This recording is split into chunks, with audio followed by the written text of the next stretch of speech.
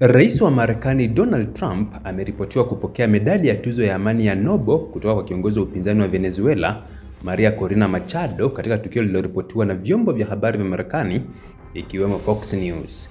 Hatua hiyo imezua mjadala mpana wa kisiasa na kidiplomasia, hasa kuhusu uhalali na maana ya tukio hilo.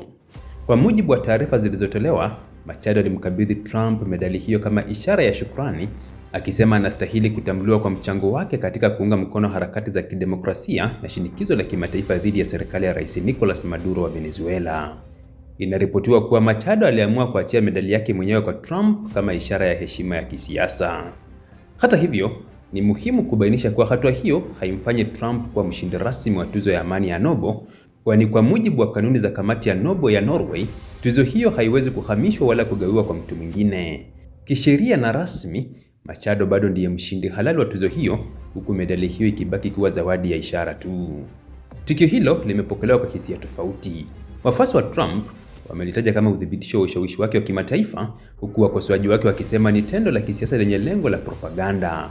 Kwa upande wa Venezuela, wachambuzi wanasema hatua hiyo huenda ikamkasirisha zaidi Rais Maduro, ambaye tayari ana uhasama mkubwa na Machado pamoja na Washington.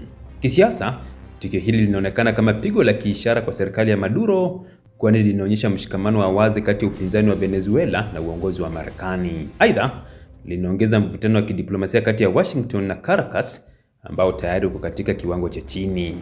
Huku mjadala ukiendelea, tukio hili linaonyesha jinsi tuzo za kimataifa na alama za heshima zinavyoweza kubadilishwa kuwa zana za siasa kali, hasa katika mazingira ya migogoro ya mamlaka, vikwazo vya kiuchumi na mapambano ya uhalali wa kisiasa.